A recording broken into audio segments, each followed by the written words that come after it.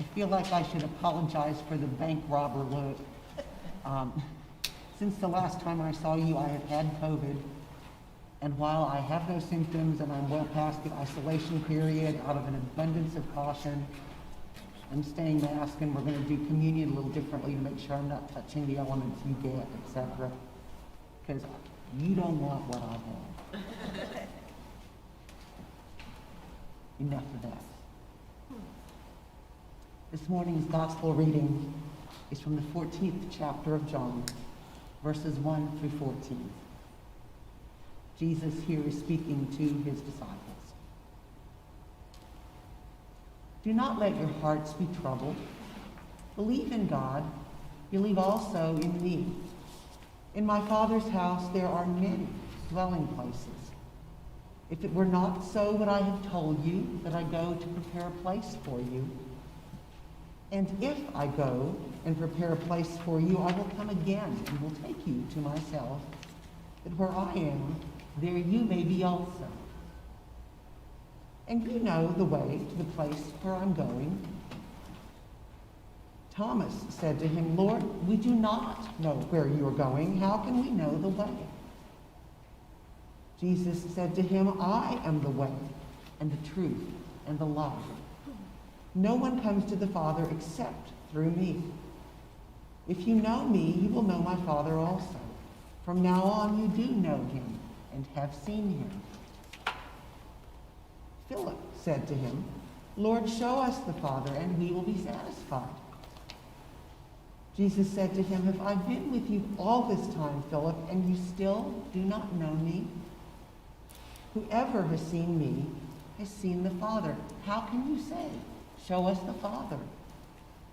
Do you not believe that I am in the Father, and the Father is in me? The words that I say to you, I do not speak on my own, but the Father who dwells in me does his works. Believe me that I am in the Father, and the Father is in me.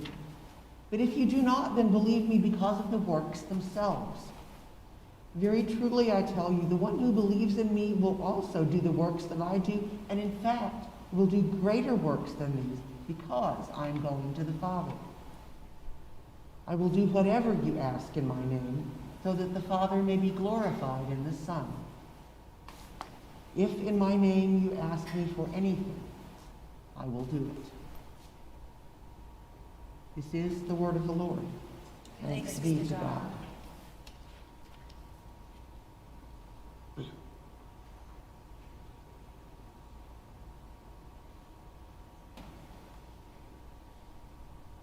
Well, we hear the very first part of that often enough at funerals, don't we? If you attend enough funerals I guess almost any church, but certainly a Presbyterian church, you hear the bit about Jesus assuring the disciples he's going to prepare a place for them, and that in God's house there are many dwelling places.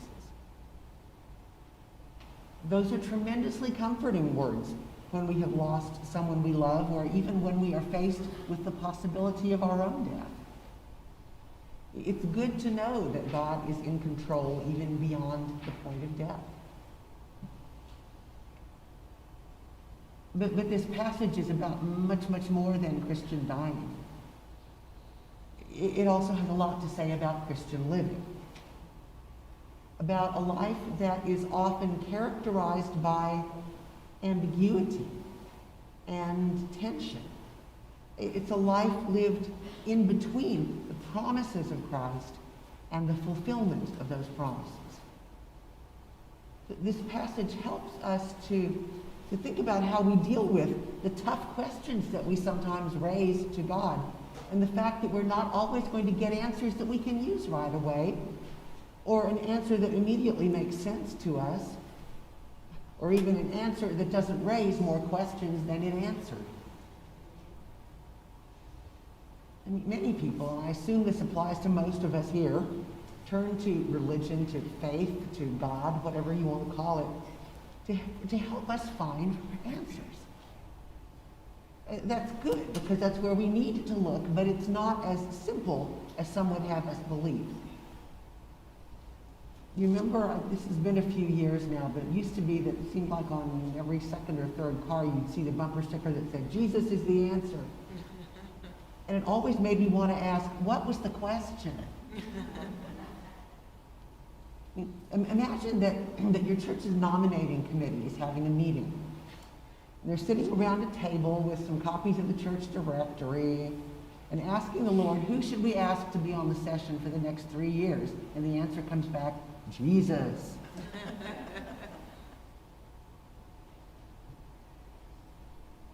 Lots of towns and cities all over the state had an election yesterday. Did y'all have one also? Yeah. I guess first weekend in May, you got to do it. But imagine yourself on the morning of the election praying, you know, God, number one, I didn't get real well informed, but I'm not really thrilled about any of these candidates. Would you tell me who I should vote for? And a voice comes back and says, Jesus. I mean, Jesus is not literally the answer to most of the questions that we raise and the issues we face. He better be a large part of how we find the answers to those questions, or we're likely to be disappointed with the results. But he himself is often not the answer. He is the way, the truth, and the life.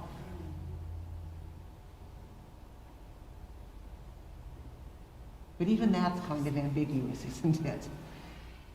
In this lesson from John's Gospel, we find both Thomas and Philip asking questions, digging deep, trying to get a handle on what Jesus is telling them.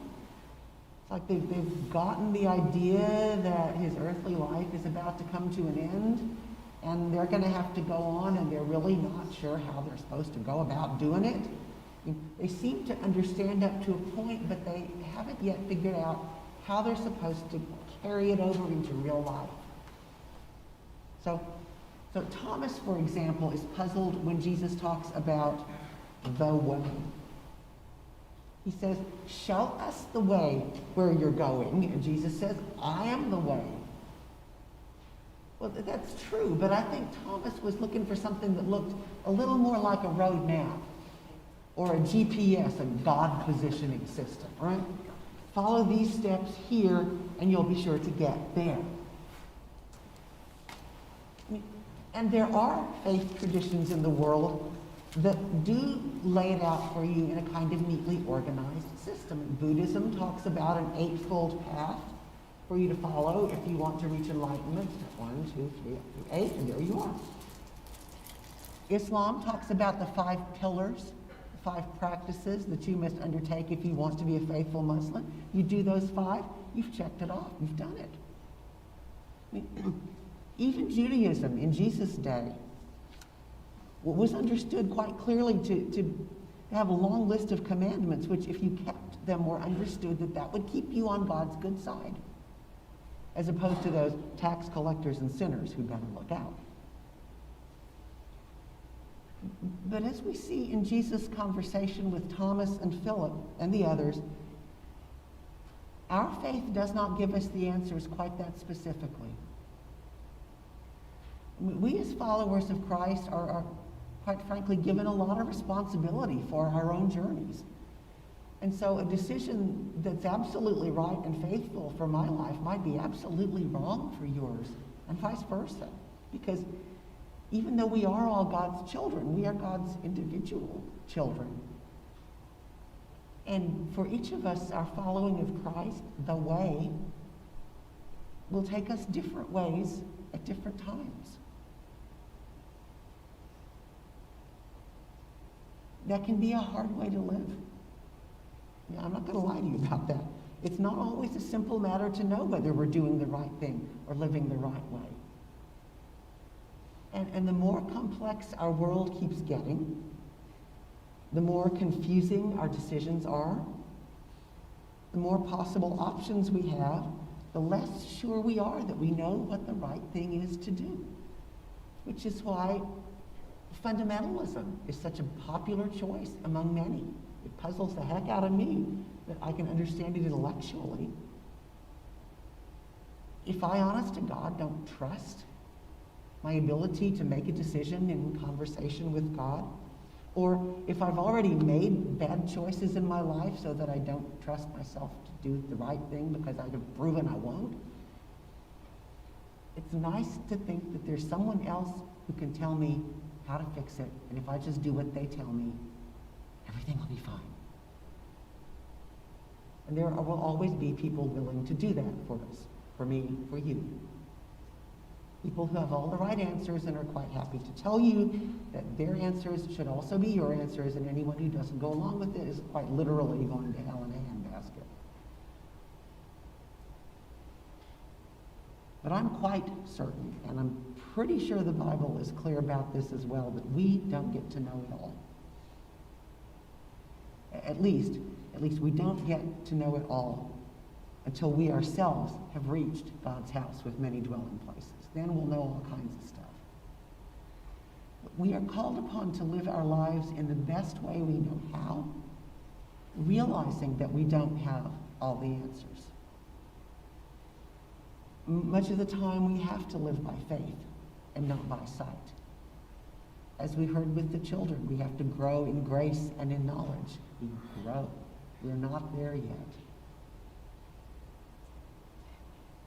This is kind of what Jesus was saying to Philip. Philip says, show us God. Show us God, and then we'll believe you. Jesus says, you have seen me, and that's all you need. If you believe in me, you will be able to do even greater works than I have done.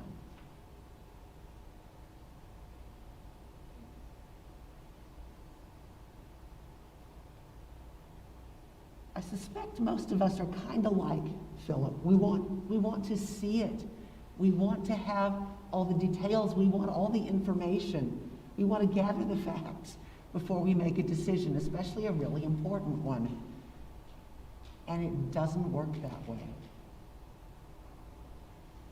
Our faith tells us that Jesus has the answer, even though we may not be able to see it clearly or even sometimes see it at all. That's frustrating for most of us, as it was for Philip and as it was for Thomas. But it's an important lesson. We're God's beloved children, but we're not God. We don't have all the answers, and we can't. We don't even have them for our own lives, much less do we have them for other people's lives, right? But we do have Jesus Christ, who is the way and the truth and the life.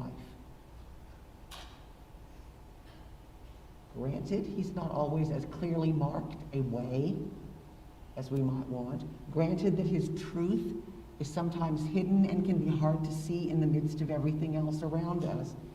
Nevertheless, Jesus is the one we have to follow. He's the one who has the answers, even if we don't yet know what they are.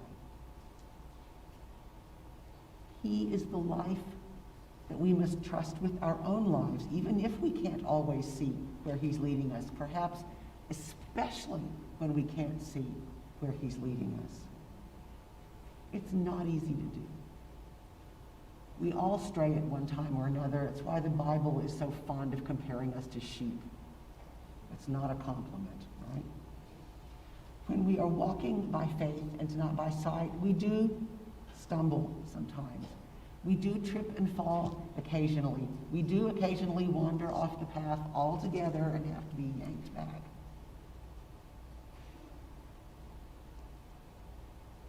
I think that's why God gives us the gift of each other.